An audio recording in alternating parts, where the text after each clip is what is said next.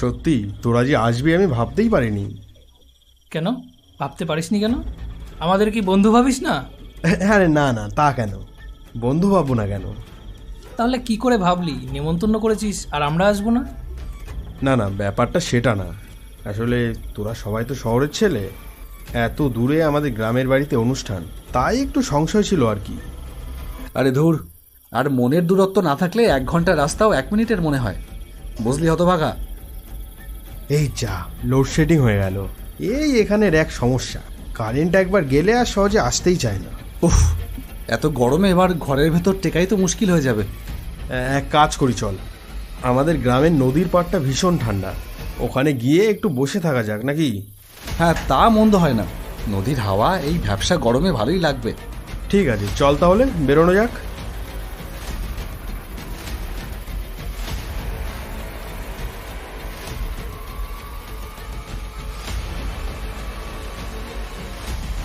বাহ, দুর্দান্ত! এত সুন্দর পরিবেশ কলকাতায় থেকে আমরা কল্পনা তো আনতে পারি না। আমরা তো গরমকালে মাঝে মাঝে সারা রাত এখানেই কাটিয়ে দিই, ফুরফুরে হাওয়ায় ঘুমটা দারুণ হয়। ওই দেখ, অবিনাশ দাদু চেম্বার করে ফিরছে।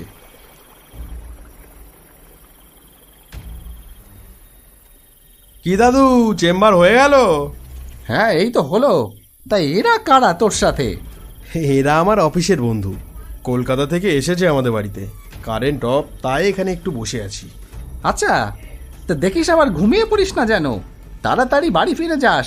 হ্যাঁ ঠিক আছে ঠিক আছে, একটু পরেই চলে যাব। উনি ডাক্তার নাকি? হ্যাঁ, ওই হোমিওপ্যাথিক। পাশের কলোনির বাজারে একটা ছোট চেম্বার আছে, টুকটাক ভালোই চলে শুনেছি। তুই যে বললি এখানে তোরা মাঝে মাঝে রাত কাটাস, তাহলে উনি তোকে একটু পরেই চলে যেতে বললো কেন? সে বলেছে তোদের জন্য, তোরা নতুন মানুষ তো তাই। নতুন মানুষ হলে কি প্রবলেম? ওসব বাদ দে না, তারপর বল, ওদিকে তমসের খবর কি? অ্যাকসেপ্ট করলো নাকি ঝুলিয়ে রাখলো এখনো? তুই আবার শুরু করলি? তোকে তো আগেও কতবার বলেছি তমসা অত সহজে পটবার মেয়ে না। এরপর নানান বিষয় নিয়ে গল্পগুজব শুরু হলো।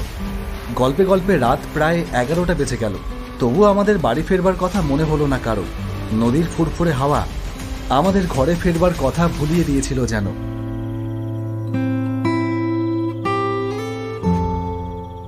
বেশ কিছুক্ষণ পরে অমিত বলল, এবার ফেরা যাক নাকি? রাত তো অনেক হলো, বাড়িতে কিছু বলেও আসিনি, মোবাইলটা নিয়ে আসিনি তাই, তা না হলে এতক্ষণ 10 বার ফোন চলে আসতো। আচ্ছা, আজকের রাতটা এখানে কাটালেই হতো না? সমস্যা কি? তোরা তো রাত কাটাস সেখানে মাঝে মাঝে, তাহলে আজকের রাতটাও থাক না। আমরা তো কলকাতায় ফিরে গিয়ে এরকম নদীর পাড়ে রাত কাটানোর সুযোগ আর কখনো নাও পেতে পারি। ঠিক আছে, তোরা যখন চাইছিস তখন থাক। এক কাজ কর, তোর ফোনটা দে। এই নে।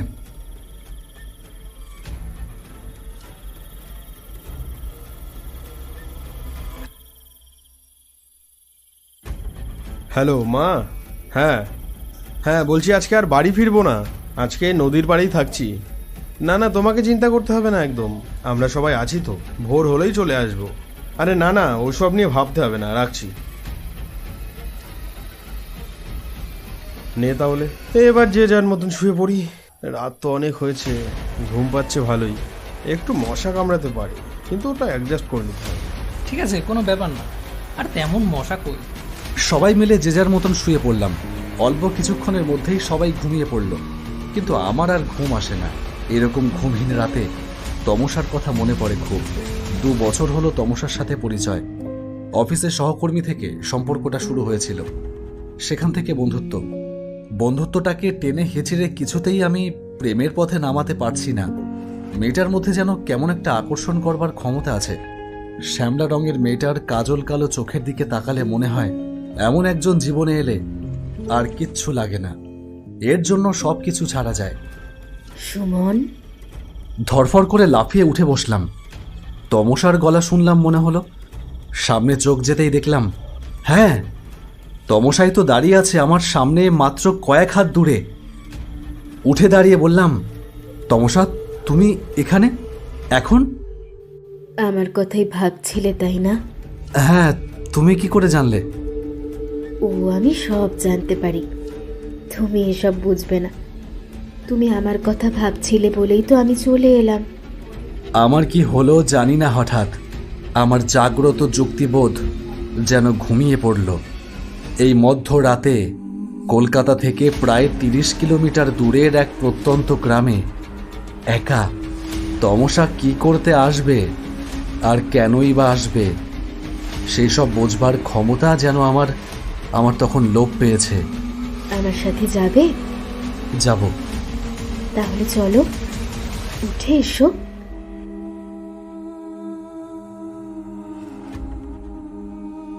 মন্ত্রমুগ্ধের মতন তমসার পেছন পেছন হাঁটা শুরু করলাম। রাতের অন্ধকারের ভেতর তমসা হেঁটে চলল, যেন এই পথঘাট সবই ওর চেনা। হাঁটতে হাঁটতে এবার তমসা একটা জঙ্গল মতো জায়গায় এসে দাঁড়ালো। ভালো করে আশেপাশে তাকিয়ে দেখলাম কিছু পোড়া কাঠ, ভাঙা হাড়ি, তার মধ্যেই হাঁ করে আছে একটা চিতা। শ্মশানে এসে পড়েছি। এইবার তমসা আমার দিকে ফিরে দাঁড়ালো। কে তমসা আমার সামনে দাঁড়িয়ে আছে, সে যে কি তা ভাষায় বোঝানো যায় না। চোখ, নাক, মুখ সব কিছুর ভেতর থেকে ঠিকরে বেরোচ্ছে অমানসিক নারকীয়তা। কি হলো, ভয় পাচ্ছ না তো? না না, ভয় পাচ্ছি না। কেমন সুন্দর লাগছে তো? হ্যাঁ, ভীষণ সুন্দর লাগছে। তাহলে এসো, আমার কাছে এসো। দূরে দাঁড়িয়ে কেন? হ্যাঁ, আসছি, এই তো আসছি। তার দিকে এগিয়ে যাওয়ার জন্য পাটা বাড়িয়ে দিয়েছি। সেও আমাকে গ্রহণ করবার জন্য দুহাত বাড়িয়ে দিয়ে আছে। হঠাৎ এমন সময় কোত্থেকে একটা কি এসে আমার মাথায় সজোরে আঘাত করলো। আহ! আমি ছিটকে মাটিতে পড়ে গিয়েই জ্ঞান হারালাম।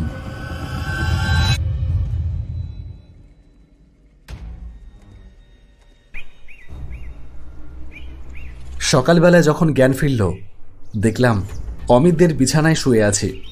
আশেপাশে সবাই ঘিরে আছে। সেই সাথে কাল রাতের সেই অবিনাশ দাদুও রয়েছে। আমি বিছানায় উঠে বসলাম। মাথাটা ব্যথা করছে ভালোই। অবিনাশ দাদু বলল, পাশের পাড়ায় আমার পেশেন্ট নরেনের বাড়ি। নরেনের হঠাৎ পেটে ব্যথা শুরু হয়ে গেল কাল অনেক রাতে। তাই নরেনের বউ আমাকে ফোন করে ডাকে। সেখানে যেতে গিয়ে দেখি তুমি একা একা হেঁটে যাচ্ছ ওই শ্মশানের দিকে। তাই বুঝেছিলাম যে তোমাকে ভুলোয় ধরেছে। তাই হাতের লাঠিটা তোমার মাথায় ছুঁড়ে মেরেছিলাম। তা না হলে আর রক্ষে ছিল না যে। ভুলো? হ্যাঁ, ভুলো হচ্ছে এক প্রজাতির ভূত। এ বড় সাংঘাতিক তার মায়া। ধরো তুমি একা একা গভীর রাতে কারো কথা ভাবছো, সেই সময় সেই এলাকায় যদি ভুলো ভূতের আনাগোনা থাকে, তাহলে যার কথা তুমি মনে মনে ভাবছিলে তাকে তুমি হঠাৎ তোমার সামনে দেখতে পাবে। হয়তো আসল মানুষটা আছে অনেক দূরের কোনো এক শহরে বা গ্রামে, কিন্তু তোমার মনে এই প্রশ্ন একবারও আসবে না যে এখন এখানে কি করে সে আসবে। এমনই ভুলোর মায়া। সে যা বলবে তুমি তাই করবে। তারপর সে তোমাকে তার শরীরে মিশিয়ে নেবে। তারপর তুমিও হয়ে যাবে ভুলো। এইভাবেই তারা দল ভারী করে। আমাদের গ্রামের ওই দক্ষিণ দিকের নদীর পাড়ে ভুলো ভূত আছে। জায়গাটা ভালো না, তাই এদের ওই নদীর পাড়ে রাতের বেলা থাকতে বারণ করি। তা কে শোনে কার কথা? সবাই চাকরি বাকরি করা শিক্ষিত ছেলে। এসব কুসংস্কার বলে উড়িয়ে দেয়। কুসংস্কার যে নয় তা তুমি আশা করি বুঝেছ। রাতের কিছুই আমার মনে নেই, শুধু এইটুকু মনে আছে আমি কিছু একটা অনুসরণ করে হাঁটা শুরু করেছিলাম, আর মাথায় কিসের যেন আঘাত লেগেছিল। আর কিছু মনে নেই, কিন্তু এই বৃদ্ধের কথা আমি অবিশ্বাস করতে